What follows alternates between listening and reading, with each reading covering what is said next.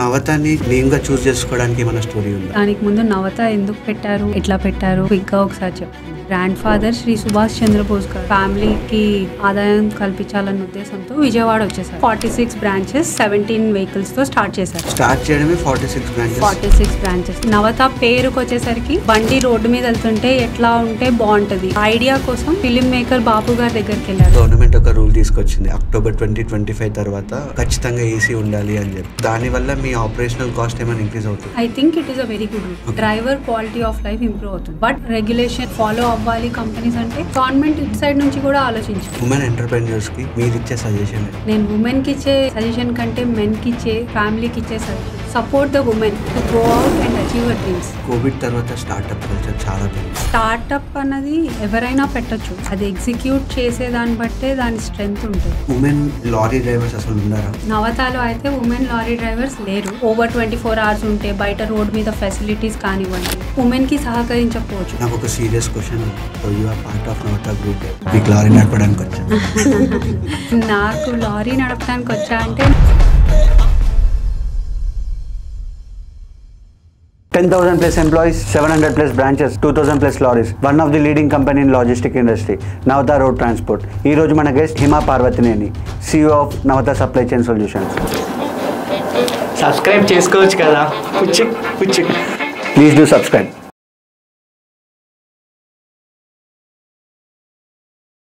ప్రతి బ్రాండ్కి ఒక స్టోరీ ఉంటుంది to choose the name.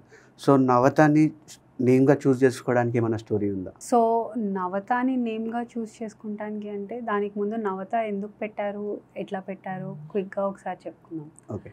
So మా గ్రాండ్ ఫాదర్ శ్రీ సుభాష్ చంద్రబోస్ గారు, వాళ్ళ ఇద్దరు బ్రదర్స్ కోటేశ్వరరావు గారు, సుఖదేవ్ గారు, వాళ్ళు ముగ్గురు కలిసి పెరిగారు. బట్ ఒక 10th క్లాస్లో ఉన్నప్పుడు సుభాష్ చంద్రబోస్ గారు టు ఫీడ్ ఫ్యామిలీకి ఆదాయం కల్పించాలన్న ఉద్దేశంతో విజయవాడ వచ్చేసారు ఊరి నుంచి. వచ్చి మెకానిక్ ట్రేడ్ నేర్చుకొని మెకానిక్గా ఒక కంపెనీలో పనిచేయటం స్టార్ట్ చేశారు. నిదానంగా అట్లా ఒక మెకానిక్ షెడ్ స్టార్ట్ చేశారు. సో అట్లా కూడపెట్టుకొని వైజాగ్లో ఇవన్నీ చేసుకొని ఏది ప్యాసింజర్ వెహికల్స్ అవి రన్ చేసుకున్నారు. ఓకే. చేశాక ప్యాసింజర్ వెహికల్స్ అనకాపల్లి, వైజాగ్, సింహాచలం అట్లా కొన్ని చాలా పాపులర్ రూట్స్ రన్ చేశారు. చేశాక ప్రైవేట్ వెహికల్స్ రన్ చేయడానికి లేదు అని చెప్పినప్పుడు అది ఆపేసినప్పుడు 1982లో నవత ఇక్కడ ఈ లాస్ట్ మైల్ ట్రాన్స్పోర్టేషన్లో ఆపర్చునిటీ బాగుంది, మన వాళ్ళందరూ రెడీగా ఉన్నారు, యంగ్గా ఉన్నారు, మన పిల్లలందరూ పెద్దలు అయ్యి వచ్చారు, కలిసి పెట్టుకుందాం అన్న ఉద్దేశంతో 1982లో నవత స్టార్ట్ చేశారు. ఓకే. అప్పుడు స్టార్ట్ చేసినప్పుడు 46 బ్రాంచెస్ 17 వెహికల్స్తో స్టార్ట్ చేశారు. స్టార్ట్ చేయడమే 46 బ్రాంచెస్తో స్టార్ట్ చేశారు. ఎప్పుడైనా ఇట్లాంటి కంపెనీ పెట్టినప్పుడు అప్రోచ్ డిఫైన్ చేసుకోవటం చాలా ఇంపార్టెంట్. సో వాళ్ళు పెట్టినప్పుడే అనుకున్నారు మనం రీజనల్గా స్పెషలిస్ట్ అయ్యి స్లోగా వేరే స్టేట్స్ని కవర్ చేద్దాము. పెట్టడమే మొత్తం పాన్ ఇండియాలో సిటీస్లో పెట్టేసి స్టార్ట్ చేయొద్దు, ఈ అప్రోచ్ ఫాలో అవుదామని వాళ్ళు ముందే డిసైడ్ చేసుకున్నారు. పెరగటం కూడా కంపెనీని అట్లానే పెంచారు. ఓకే. సో అది స్టార్టింగ్ ఆఫ్ నవత. నవత పేరుకు వచ్చేసరికి నవత పెట్టాలి అన్న ఉద్దేశం వచ్చినప్పుడు అప్పుడు డిజిటల్ మార్కెటింగ్ ఇవన్నీ అంత పాపులర్ కాదు. సో ఎట్లా ఎట్లాంటి పేరు పెడితే అందరికీ గుర్తుంటుంది, అందరూ దాన్ని బండి రోడ్డు మీద వెళ్తుంటే ఎట్లా ఉంటే బాగుంటుంది అన్న ఐడియా కోసం ఫిలిం మేకర్ బాపు గారి దగ్గరికి వెళ్ళారు, డైరెక్టర్ బాపు గారి దగ్గరికి. సో నవత అన్న పేరు, నవత అంటే సంథింగ్ న్యూ. సో ఆ పేరు పెట్టింది బాపు గారు, మా తాతగారు బాపు గారు, వీళ్ళందరూ కలిసి డిసైడ్ చేసుకున్నారు. నవత ఎంబ్లమ్ కూడా బాపు గారే డిజైన్ చేశారు. ఓకే. సో మీది logistic industry, right? So supply చైన్కి లాజిస్టిక్కి డిఫరెన్స్ ఏంటిది? ఇప్పుడు అదంతా బ్లాక్ అండ్ వైట్ లాగా ఏం లేదు, గ్రే అయిపోతుంది definition. But in general supply chain అంటే ఒక రా మెటీరియల్ ప్రొక్యూర్ చేసిన దగ్గర నుంచి ఎండ్ కస్టమర్కి వెళ్ళేదాకా చాలా స్టెప్స్ ఉంటాయి.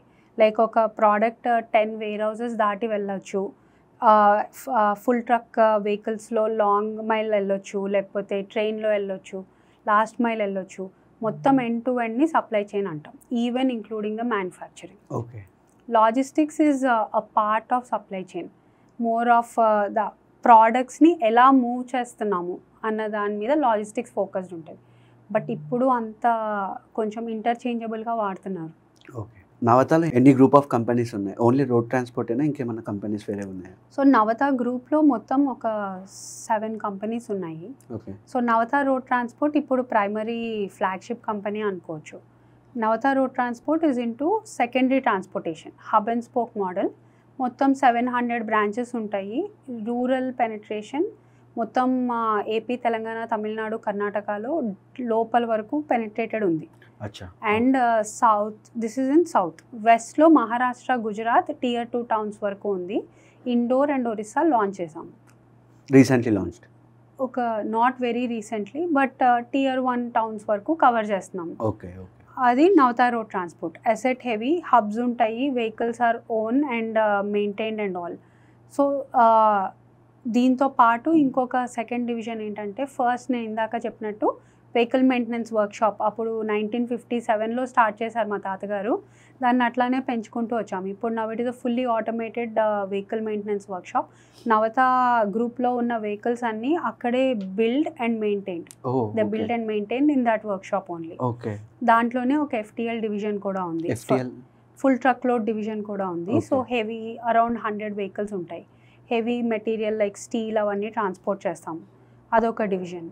అట్లానే ఇప్పుడు వైజాగ్లో మనకి IOCLతో పార్ట్నర్షిప్ ఉంది. సో రీటైల్ అవుట్లెట్స్ ఉన్నాయి under the brand name of Ravi race and PSC Bose industries. ఇది మనకి ఇప్పుడు ఆల్ ఓవర్ ఇండియాలో ఆల్మోస్ట్ టాప్ సెల్లింగ్ పెట్రోల్ బంక్స్లో ఉంటాయి. ఓకే. చైర్మన్ ప్యానెల్ ఉంటుంది, దాంట్లో we're on part of the chairman panel. Okay. So అది అట్లానే IOCL పార్ట్నర్షిప్ ఎట్లా అంటే, మన main hubs in Navata road ట్రాన్స్పోర్ట్లో కూడా మనకి మన ఓన్ యూసేజ్కి మనకు పంప్స్ ఉన్నాయి. లైక్ విజయవాడ, హైదరాబాద్ మెయిన్ హబ్స్లో, నాట్ రీటైల్ సెల్లింగ్ బట్ మన ఓన్ పర్పస్కి. అట్లానే ఇప్పుడు ఎకో సిస్టమ్ బ్యాక్వర్డ్ ఇంటిగ్రేట్ చేసుకున్నట్టు, ఇప్పుడు ఒక వెహికల్ మూవ్ అవుతుంటే ప్రైమరీ కాస్ట్ ఫ్యూయల్ కాకుండా వెహికల్ మెయింటెనెన్స్ మన ఓన్ థింగ్ చేసుకుంటున్నాము. వెహికల్ మెయింటెనెన్స్కి వచ్చేసరికి టైర్స్ మేజర్ కాంపోనెంట్ కాబట్టి మనకి MRFతో పార్ట్నర్షిప్ ఉంది. వైజాగ్లో MRF రీట్రీడింగ్ యూనిట్ ఉంది. రీట్రీడింగ్ యూనిట్. ఓకే. రీట్రెడ్ చేసి వాడుకోగలిగినంత వరకు రీప్లేస్ చేయకుండా వాడుకుంటాం అన్నమాట టైర్స్. సో ఇది కాకుండా రీసెంట్గా నేను ఇంకా my brother Vinil Navata road transport join అయ్యాక మేము మా ఇండివిజువల్ రోల్స్ ప్లే చేసినప్పుడు మాకు అర్థమైంది ఏంటంటే, ఓకే మనకి మంచి బ్రాండ్ ఉంది, అట్లానే మంచి ఆపర్చునిటీ ఉంది, కానీ మనం ఓన్లీ ఒక చిన్న part of the entire supply చైన్లో ఉన్నాం. ఓకే. బట్ కస్టమర్స్కి కావాల్సింది ఇట్లా ఒక్కొక్క వేర్ హౌస్లో ఒక 10-15 వెండర్స్తో పనిచేస్తూ కంప్లీట్లీ అన్ఆర్గనైజ్డ్ ఉన్నదానికి అది కేయాటిక్గా ఉంది. నాకు ఒక సింగిల్ పార్ట్నర్ ఉంటే బాగుంటారు అన్న ఉద్దేశం కస్టమర్స్లో ఓవర్ టైం బాగా పెరుగుతూ వచ్చింది. ఎందుకంటే ఇప్పుడు లాస్ట్ 10 ఇయర్స్లో చూసుకుంటే కస్టమర్ ఎక్స్పెక్టేషన్ కూడా సిగ్నిఫికెంట్గా పెరిగిపోయింది. ఒక కస్టమర్ ఇంతకుముందు ఒకటే షాప్కి వెళ్ళి మళ్ళీ అదే ప్రోడక్ట్ కొనుక్కునే వాళ్ళకి ఇప్పుడు 10 ways to buy the same product available వచ్చినాయి. దాంతో కంపెనీస్ బ్రాండ్స్ సప్లై చైన్స్తో కంపీట్ చేస్తున్నాయి. రైట్ టైంలో రైట్ ప్రోడక్ట్ అక్కడ అవైలబుల్ లేకపోతే అది loss of sale. So already చాలా కాంప్లికేటెడ్గా ఉన్న సప్లై చైన్స్ ఇప్పుడు ఒక ప్రోడక్ట్ ఇందాక నేను చెప్పినట్టు పాయింట్ రా మెటీరియల్ నుంచి డైరెక్ట్ ఎండ్ కస్టమర్కి వెళ్ళాలంటే 10 వేర్హౌసెస్లో వెళ్తుంది, మల్టిపుల్ వెండర్స్ త్రూ వెళ్తుంది, అంటే మల్టిపుల్ సిస్టమ్స్ త్రూ వెళ్తుంది.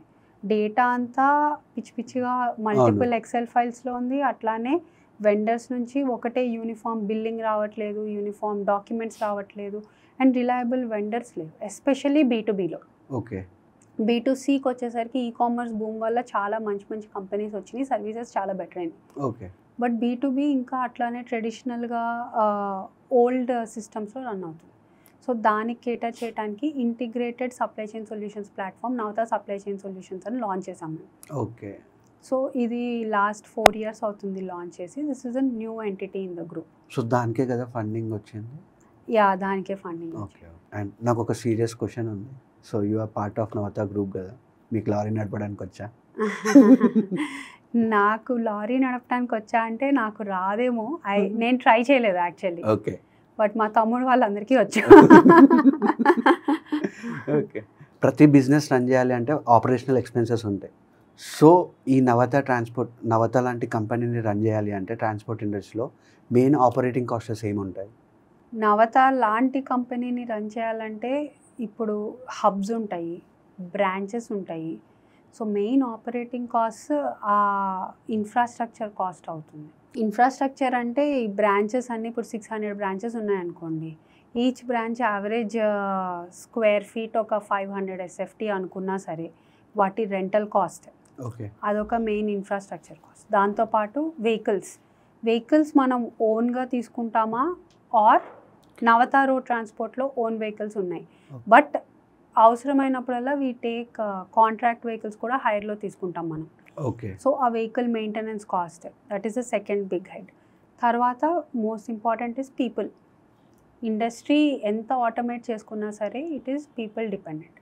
సో లేబర్, అట్లానే లేబర్ అంటే హమాలి, లోడింగ్ అన్లోడింగ్ స్టాఫ్ వీళ్ళంతా, ప్లస్ బ్రాంచెస్ రన్ చేయడానికి జనాలు, ఫ్రాంచైజీస్ ఇస్తాం మనం బ్రాంచెస్, వాళ్ళ పీపుల్, పికప్కి వెళ్ళడానికి పీపుల్, వీళ్ళంతా కూడా it's a big cost. Okay. And అమాలి అన్నారు కాబట్టి have you question. So now the trending topic is AI and robotics కదా. సో మీ ఇండస్ట్రీలో ఏఐ రోబోటిక్స్ని ఆ హమాలి రోల్ని ప్లే చేయలేదా? ఏఐ రోబోటిక్స్ హమాలి రోల్ని ప్లే చేయటం చాలా కష్టం ఐ ఫీల్. ఓకే. అంటే ఏఐ ఆర్ మెషిన్ లెర్నింగ్కి చాలా అదర్ ఏరియాస్ ఆఫ్ ఇన్నోవేషన్ ఉన్నాయి. లైక్ వేర్ హౌజెస్ ఉన్నాయనుకోండి, మోర్ స్ట్రక్చర్డ్ ఉంటాయి. వేర్ హౌజెస్లో రోబోటిక్స్ వాడి లోడింగ్ అన్లోడింగ్ చేసుకున్నాక ప్యాలెట్స్ వెళ్ళి సర్దుకోవటం, ర్యాకింగ్లో పెట్టుకోవటం, రైట్ అయల్స్ అవన్నీ చేసుకోవటం, దట్ ఈస్ ఓకే. బట్ హబ్స్కి వచ్చేసరికి ఎస్పెషల్లీ మనలాంటి ట్రాన్స్పోర్ట్లో చాలా టైప్స్ ఆఫ్ ప్యాకేజెస్ వస్తాయి. ఓకే.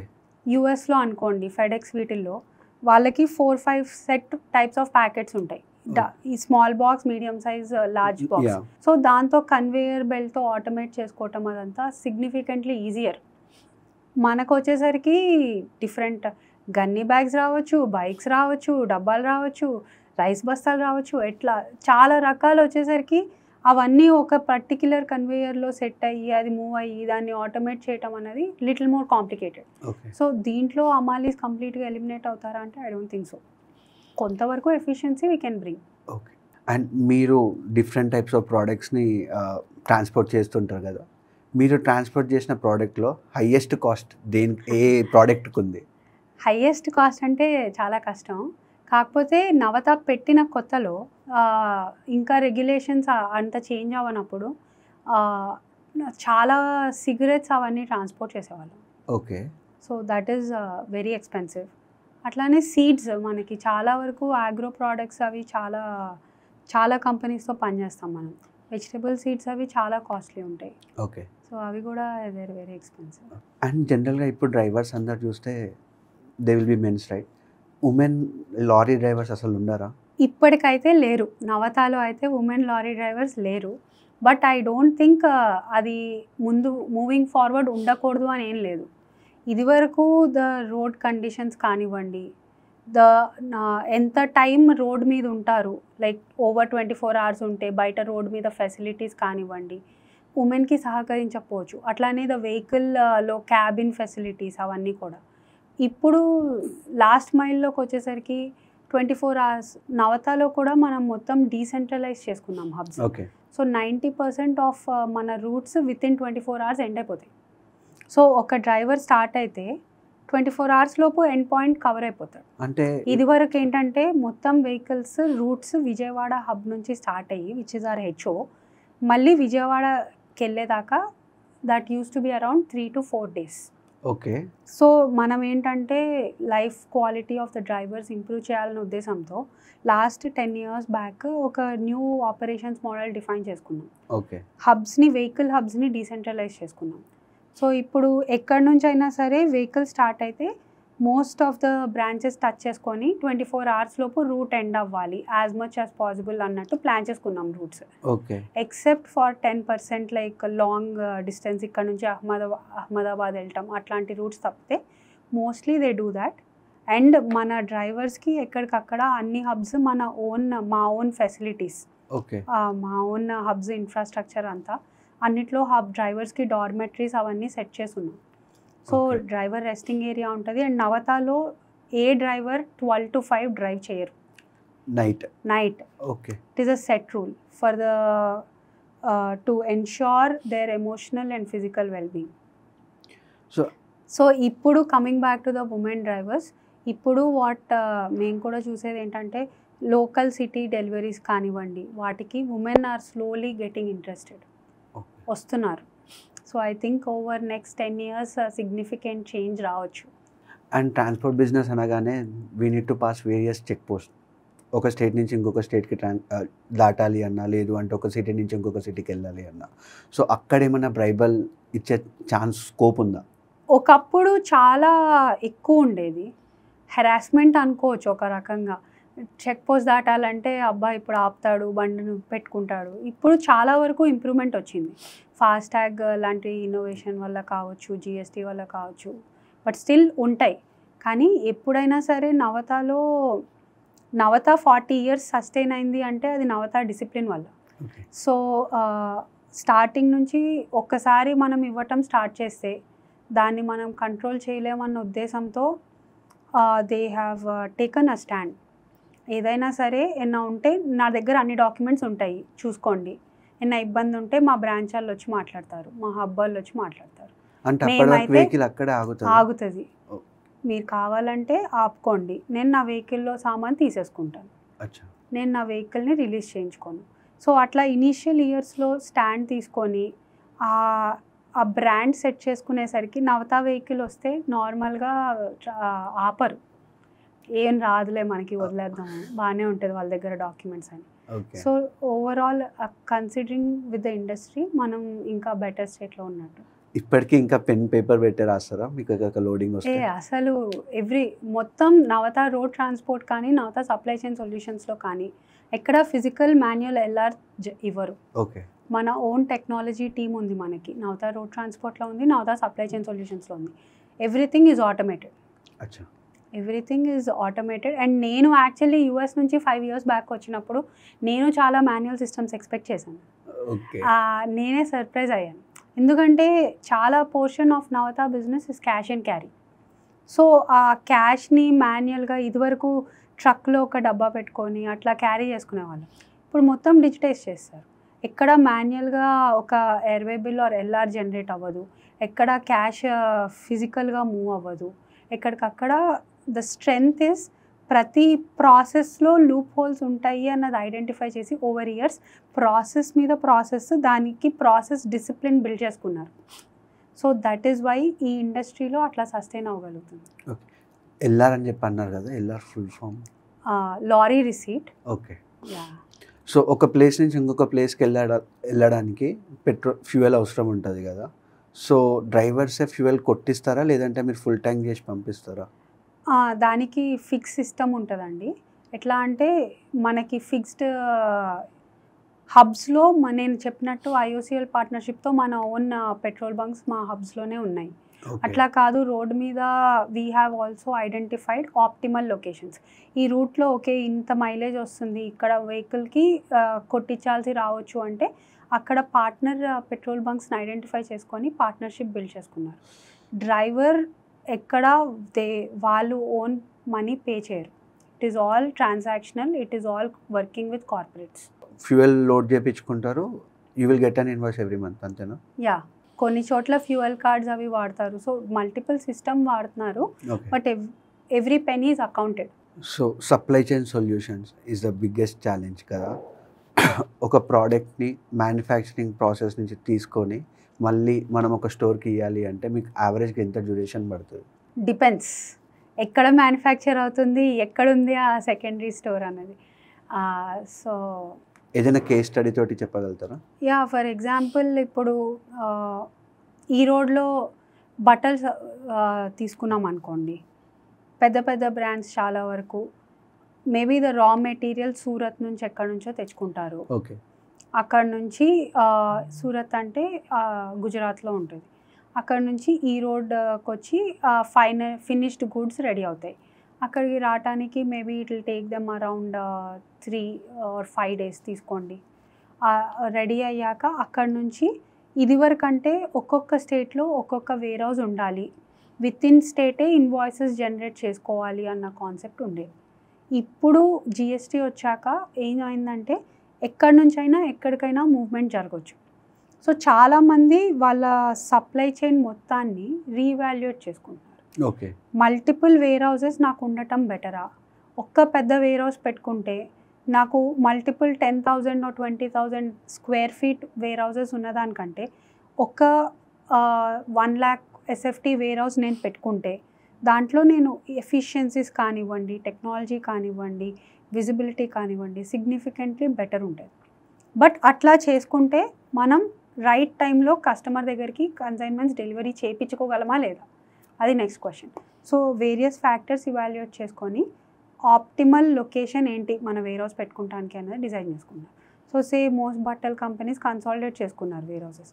బెంగళూరులో వాళ్ళ ప్రైమరీ మొత్తం కంట్రీలో 3 వేర్ హౌసెస్ ఉంటాయి.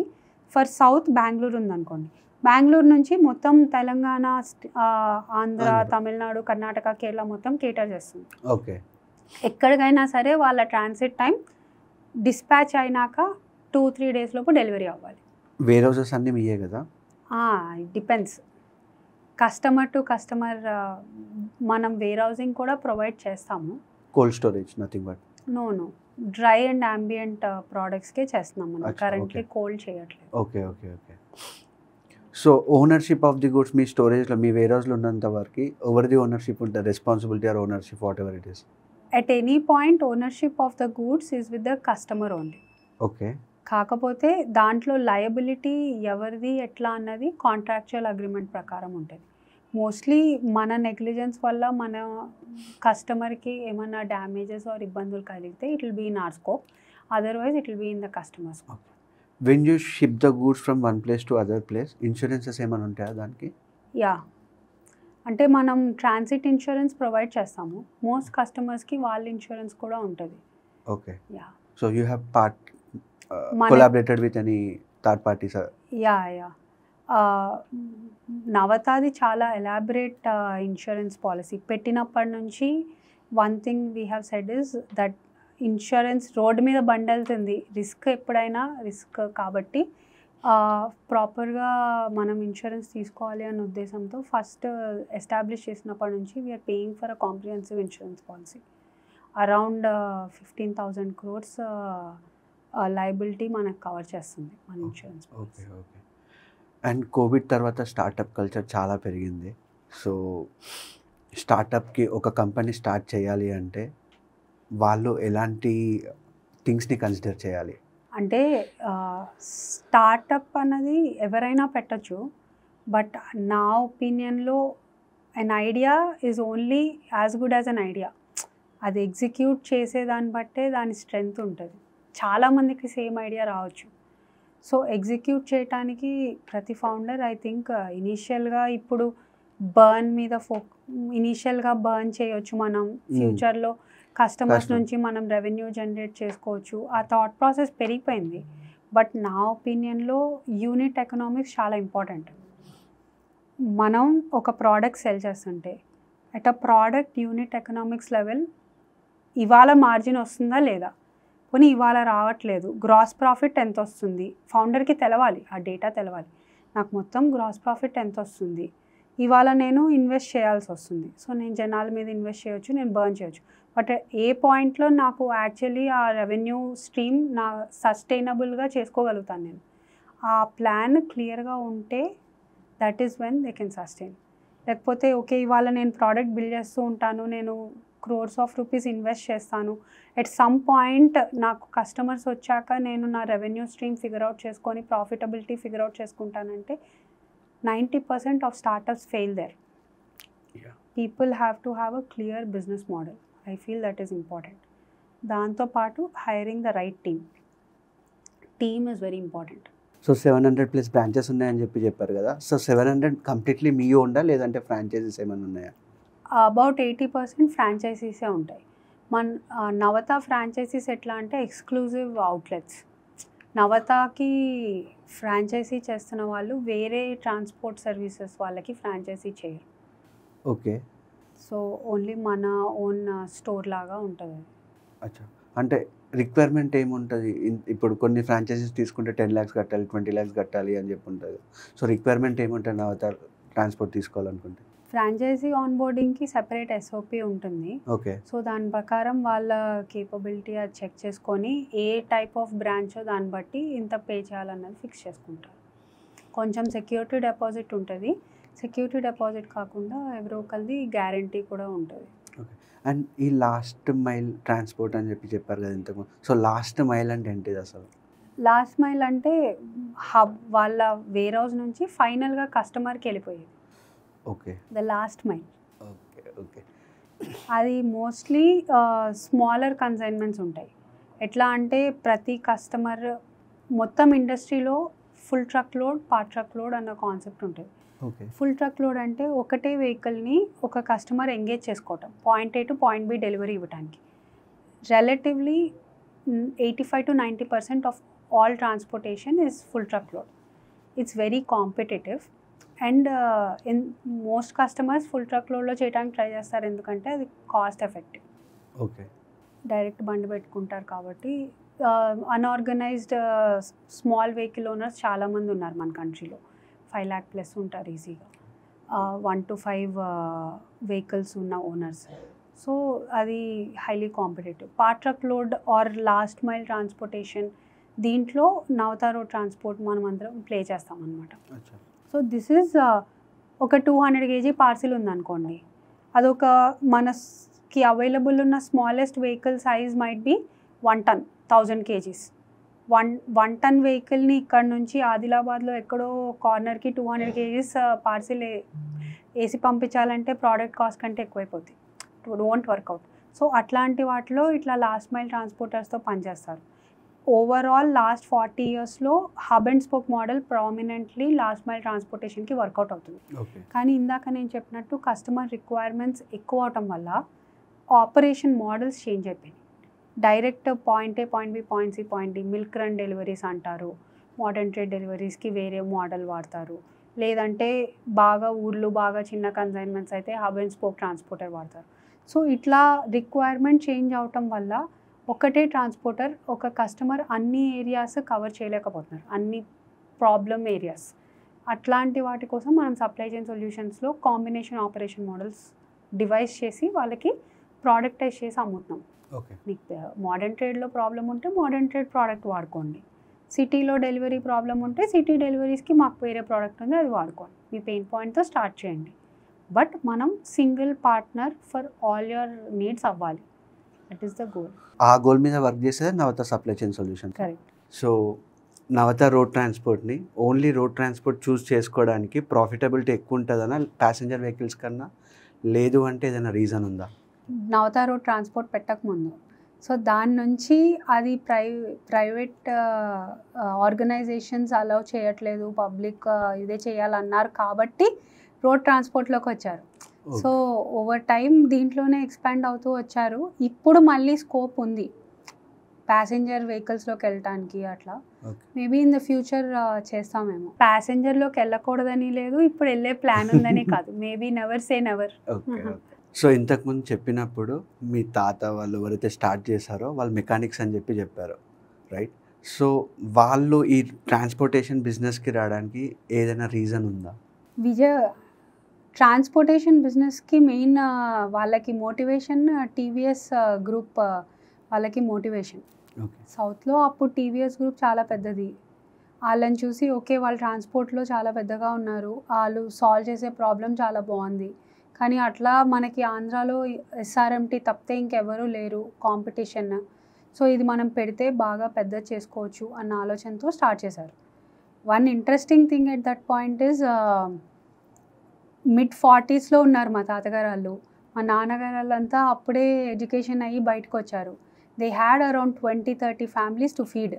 సో ఉన్న ఇన్వెస్ట్మెంట్ అంతా తీసుకెళ్ళి తెలియని కొత్త ఇండస్ట్రీలో పెట్టి అది పెరగాలని దానికోసం అందరూ కలిసి కష్టపడ్డారు. I think that is a proper spirit of entrepreneurship. ఇప్పుడు ఎంతమంది అట్లా ఉన్నదంతా తీసుకెళ్ళి ఏమీ తెలియని దాంట్లో పెట్టి చేయగలుగుతారు అన్నది it's very amazing to me. So ఇంతకుముందు స్టార్టప్ గురించి క్వశ్చన్ అడిగాను కదా, సో మేజర్గా ఈ ట్రాన్స్పోర్ట్ ఇండస్ట్రీలో ఎవరైనా కొత్త వాళ్ళు ఎంటర్ అవ్వాలి అనుకుంటే వాళ్ళకి ఆపరేషన్స్లో ఛాలెంజెస్ మేజర్గా ఏముంటాయి? ట్రాన్స్పోర్టేషన్లో ఎంటర్ అవ్వాలి అంటే కంటే కూడా సప్లై చైన్లోకి రావాలి అనుకుంటే, okay. Supply chain is very vast. చాలా సెగ్మెంట్స్ ఉన్నాయి దాంట్లో. రైట్ కస్టమర్ ప్రాబ్లమ్ చూస్ చేసుకోవటం వెరీ ఇంపార్టెంట్. లేకపోతే ఓకే నేను ఇన్వెస్ట్ చేస్తాను, బళ్ళు పెడతాను, ఎప్పుడొకప్పుడు నాకు ఈఎంఐ వచ్చేస్తుంది, అసెట్ నా దగ్గర ఉంటుంది, చాలామంది చేస్తున్నారు కాబట్టి నేను అట్లా చేస్తాను అంటే వర్కౌట్ అవ్వకపోవచ్చు. ఒక స్మాల్ సైజ్ వెండర్ ఉన్నారనుకోండి, మొన్న మేము వెండర్ ఎంపవర్మెంట్ ప్రోగ్రామ్ చేసాము. దాంట్లో శ్రీనివాస్ అన్న వెండర్ ఉన్నారు. ఆయన చెప్తున్నారు ఆయన దగ్గర 5 వెహికల్స్ ఉన్నాయి. ఆ 5 వెహికల్స్ కస్టమర్స్ దగ్గర పెట్టాలంటే ఈఎంఐ పే చేయాలి, మంత్లీ బర్డెన్ ఉంటుంది. కస్టమర్స్ దగ్గర పెట్టాలంటే కస్టమర్స్తో చాలా ఛాలెంజెస్ ఉంటాయి. లైక్ క్రెడిట్ లాజిస్టిక్స్ ఇండస్ట్రీలో క్రెడిట్ పీరియడ్ చాలా ఎక్కువ ఉంటుంది, 180 డేస్ దాకా కూడా ఉంటుంది. అంటే ఇవాళ మనం బండి తిప్పితే ఇవాళ యాక్చువల్ కాస్ట్ అయిపోద్ది ఒక వెండర్కి, ఫ్యూయల్ పే చేయాలి, ఇవన్నీ as on today they will spend.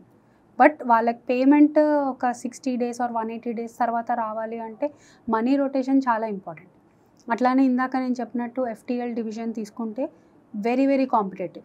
ఇట్లా చాలామంది స్మాల్ సైజ్డ్ వెండర్స్ ఉండేసరికి సరే నాకు కాంట్రాక్ట్ వస్తే చాలు నేను వెహికల్ పెడతాను అన్న స్టేట్కి వెళ్ళిపోయేసరికి ప్రైస్ కాంపిటీషన్ చాలా ఎక్కువ ఉంటుంది. సో లాసెస్ కూడా అట్లానే వస్తాయి.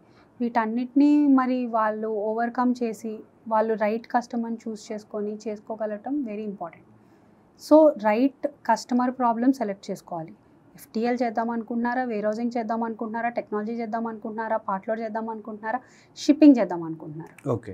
దాంట్లో ఎవరు మన కస్టమర్స్, డ్రై అండ్ అంబియంటా, కోల్డ్ స్టోరేజా, ఎట్లాంటి కస్టమర్స్తో మనం చేస్తే బాగుంటుంది.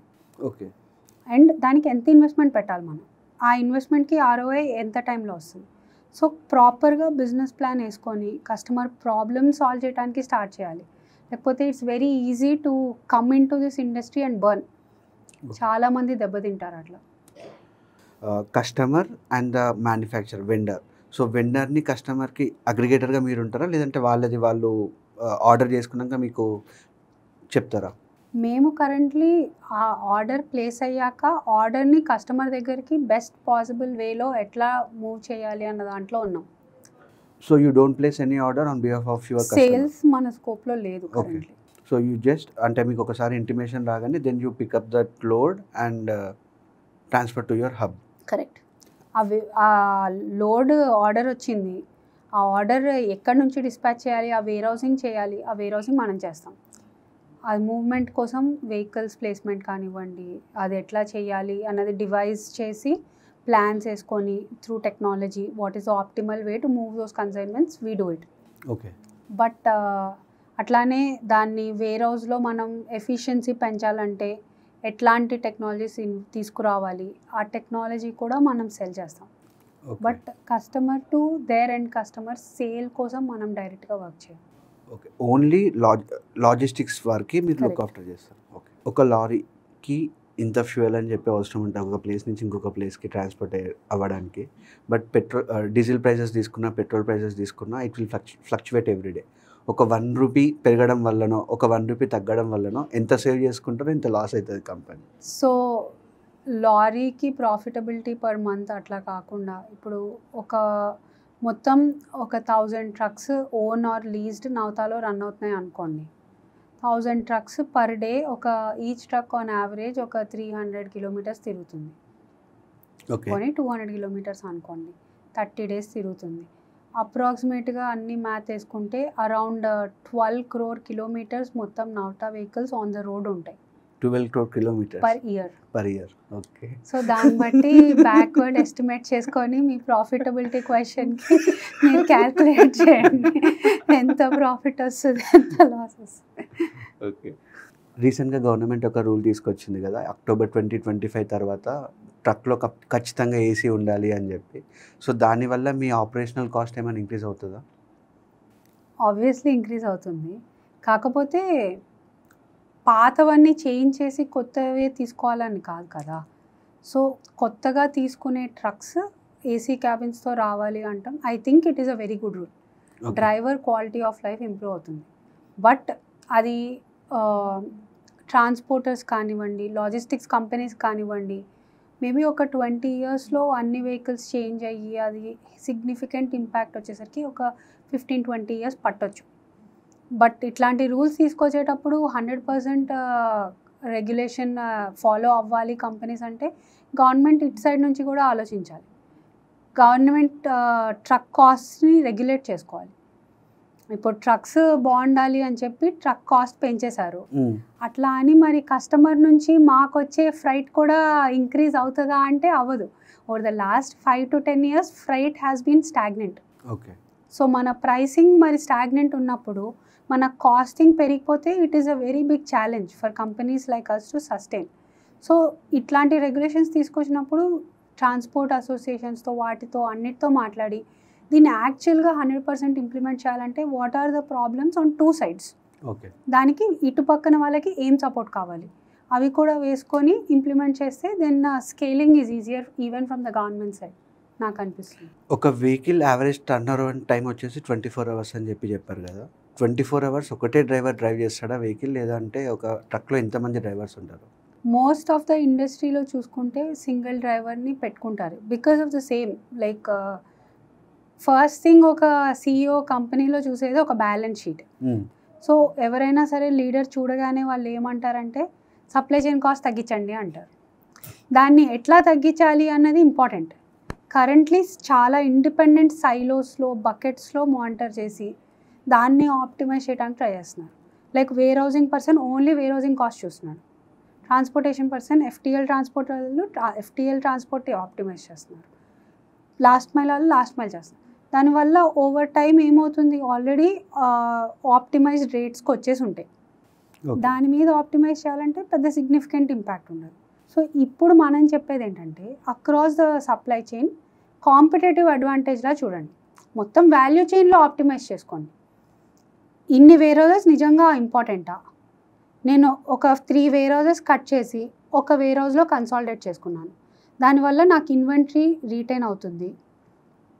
దానివల్ల ఇప్పుడు ఒక స్మాల్ సైజ్ వెండర్ ఉన్నాడు, ఒకటే ప్రోడక్ట్ 5 లొకేషన్స్లో పెట్టుకొని అంత ఇన్వెంటరీ పెట్టుకోవాలంటే అంత ఖర్చు పెట్టాలి కదా అప్ఫ్రంట్.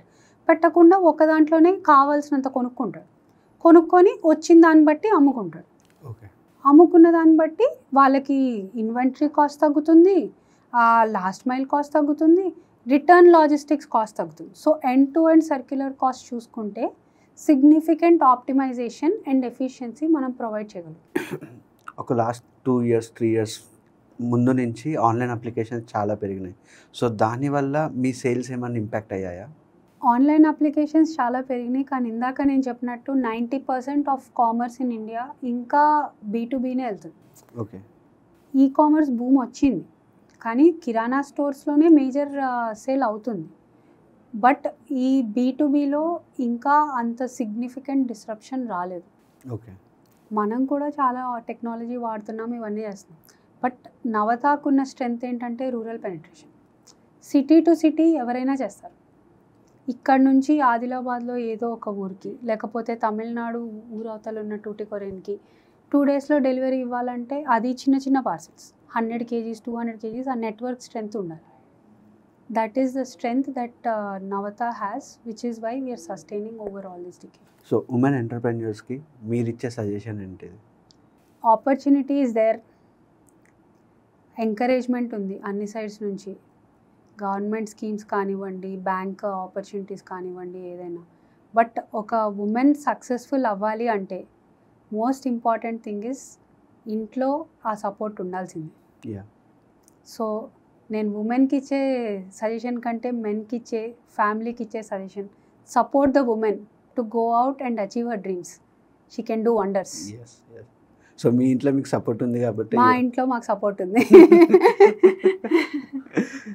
ఎంత పెద్ద కంపెనీ అయినా కూడా they need to do CSR activities కదా. సో మీ Navata whole group what CSR activities are doing?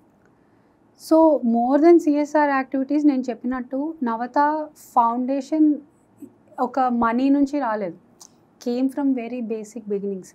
So మా తాతగారు once they started the company, వాళ్ళకి ఎప్పుడు మనతో పాటు మన వాళ్ళు అందరం కలిసి పెరగాలి అన్నట్టు. So Navata does a lot of CSR activities.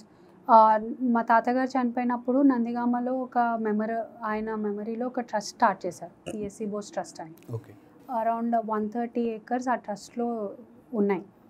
So it is a free boarding and lodging driving school. Okay. Vision ఏంటంటే లాజిస్టిక్స్ కమ్యూనిటీని అప్స్కిల్ చేస్తేనే కమ్యూనిటీ పెరుగుతుంది యాజ్ అ హోల్. అండ్ దానికి బేస్ యూనిట్ ఒక డ్రైవర్స్ని పెంచాలి, డ్రైవర్ షార్టేజ్ వస్తుంది, దానికి మనం సపోర్ట్ చేయాలి అన్న ఉద్దేశంతో ఆ డ్రైవింగ్ స్కూల్ స్టార్ట్ చేశారు. ఇప్పుడు ఆ డ్రైవింగ్ స్కూల్లో anyone can just walk in with a uniform, free boarding lodging, అక్కడే లైసెన్స్ అదంతా ఉంటుంది, ఫుల్ టెరైన్ ట్రాక్ ఉంది అక్కడ. ఓకే. అక్కడ they get trained in all types of facilities and then they go out as a fully equipped driver. మళ్ళీ ఆ driver మ్యాండేటరీగా నవతాలో పనిచేయాలి అని ఏం లేదు, అవసరం if they are interested they can apply.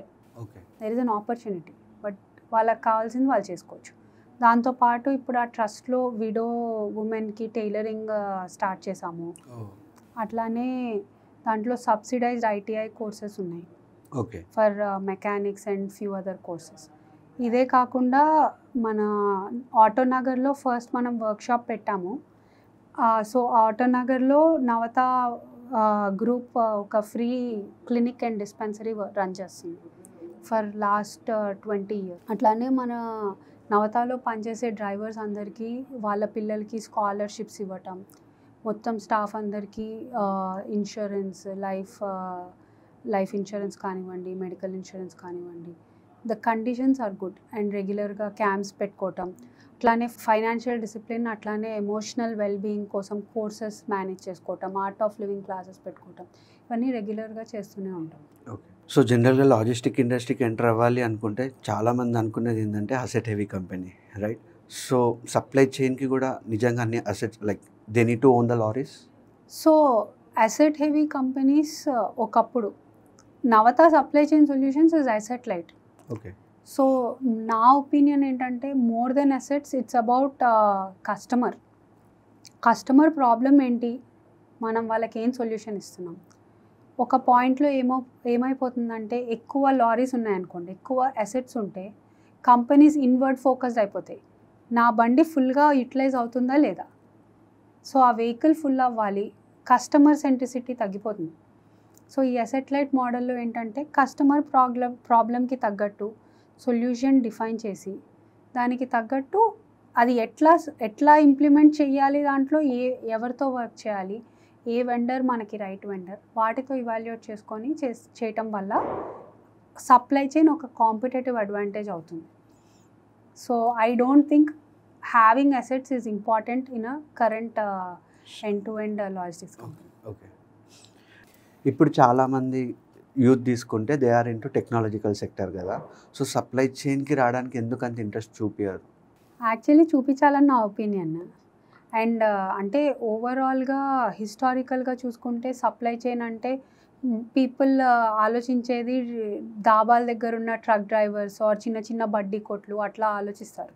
కానీ supply chain has come a long వే.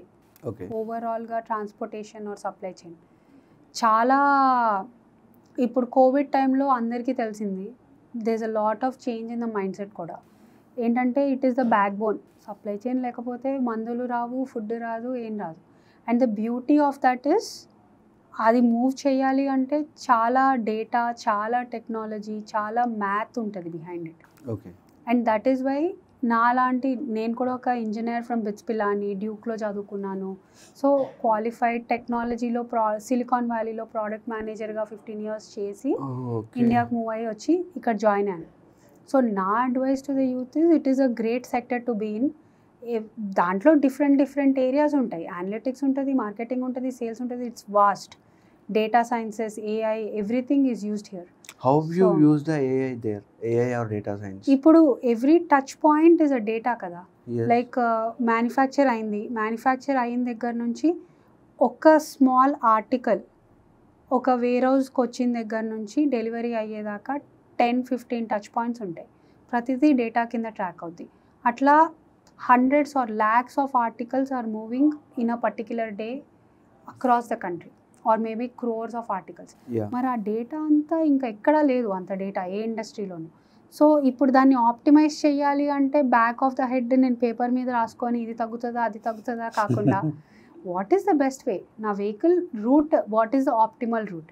నా దగ్గర ఇవాళ ఒక 10,000 ఆర్టికల్స్ ఉన్నాయి, నేను ఒక 1,000 కస్టమర్స్కి డెలివరీ చేయాలి. What is the optimal way to do it? Cost ఎఫెక్టివ్గా ట్రాన్సిట్ టైం ఆప్టిమైజ్ చేసుకోండి. Technology and AI can help us with these answers. So technology is playing a big role in this, and youth should come join because there are a lot of problems to solve in this industry, and it can be a game changer. So supply chain management మీద స్పెసిఫిక్గా courses కూడా చాలా తక్కువ ఉంటాయి కదా మార్కెట్లో. So మీరు ఒక పర్సన్ని హైర్ చేసుకోవాలి అంటే ఏం స్కిల్స్ చూస్తారు? సో ఇప్పుడు మార్కెట్లో కోర్సెస్ కూడా పెరుగుతున్నాయి, అవేర్నెస్ పెరుగుతుంది, చాలామంది చదువుతున్నారు. బట్ నేను పర్సనల్గా I feel it is more of a culture fit, correct attitude ఉందా, ability to learn, interest to learn, interest to grow, skills నేర్పించవచ్చు. Okay, but that attitude fit should be there. That is what I look for when we're hiring people. Okay, so మీరు ఒక CEO కాబట్టి like every company having their own KPIs. So ఒక startup ఫౌండర్కి every month key performance indicators track చేయాలి అంటే what are the parameters they need to consider?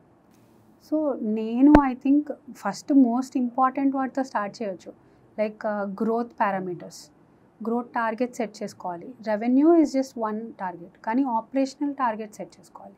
Like product wise ఇప్పుడు మాకుందనుకోండి, ట్రాన్స్పోర్టేషన్లో ఎన్ని టన్స్ క్యారీ చేయాలి, స్క్వేర్ ఫీట్లో ఎంత SFT క్యారీ చేయాలి, టెక్నాలజీలో ఎన్ని లాగిన్ సెల్ చేయాలి, ఇట్లా ఇండివిజువల్ టార్గెట్ సెట్ చేసుకొని దాన్ని మానిటర్ చేసుకోవాలి. దాని తర్వాత గ్రాస్ ప్రాఫిట్స్, మన కాస్ట్ని బ్రేక్ చేసుకోవాలి. Overall company net profit cost, direct కాస్ట్ని ఎట్లా బ్రేక్ చేసుకోవచ్చు, ఎట్లా ట్రాక్ చేసుకోవచ్చు, వాటికి అగైన్ మళ్ళీ టార్గెట్ సెట్ చేసుకోవాలి. లైక్ మేమైతే హబ్ వైజ్ ఆపరేషనల్ కాస్ట్ ఎంత ఉండాలి, లేబర్ కాస్ట్ ఎంత ఉండాలి, ట్రాన్స్పోర్టేషన్ కాస్ట్ ఎంత ఉండాలి, రెంట్స్ ఎంత ఉండాలి, అన్నిటికీ టార్గెట్ సెట్ చేసుకుంటాం. దాని తర్వాత నెట్ ప్రాఫిట్స్కి వచ్చేసరికి రెగ్యులర్ మార్కెటింగ్ స్పెండ్ ఎంత ఉండాలి, ఒక కస్టమర్ని అక్వైర్ చేయాలంటే ఎంత స్పెండ్ చేయాలి మనం, టైం అండ్ మనీ, అట్లానే పీపుల్ ఎక్స్పెన్సెస్, అట్లానే ఇంకా other admin and operational cost, అన్నిటికీ హెడ్స్ వేసుకొని అట్లీస్ట్ ఇట్ హై లెవెల్ వేసుకొని వాటికి టార్గెట్ సెట్ చేసుకొని మంత్లీ రివ్యూ చేసుకుంటే అప్పుడు ఒక ఫౌండర్గా, ఒక CEOగా మనకి ఒక క్లియర్ విజన్ వస్తుంది. MIS రిపోర్ట్ చూస్తే ఓకే మనం మన టార్గెట్స్ ప్రకారం వెళ్తున్నామా, మన టార్గెట్స్ కరెక్టేనా అసలు కాదు, ఎందుకంటే we're hitting in the blindly hit చేస్తున్నాం కదా టార్గెట్స్ పెట్టుకోవడానికి. రీవిజైట్ చేసుకోవాలా, స్ట్రాటజీ అయినా చేంజ్ చేసుకోవాలా, అవన్నీ ఆలోచించుకోవాలంటే ఈ డేటా లేకుండా otherwise it's just flying blind. నాకు కానీ మా టీంకి కానీ మీరు ఇచ్చే suggestion? Doing well, all the best. ఇంకా ఇన్స్పిరేషనల్ లీడర్స్ని తీసుకురండి. Thank you. అండ్ వాళ్ళ థాట్ ప్రాసెస్ స్ప్రెడ్ చేయండి. I think it will help a lot of people and it will motivate a lot of them to build big dreams and achieve them. Yeah, sure. Thank you. And thanks for your time. Thanks a lot. Thank you. Yeah.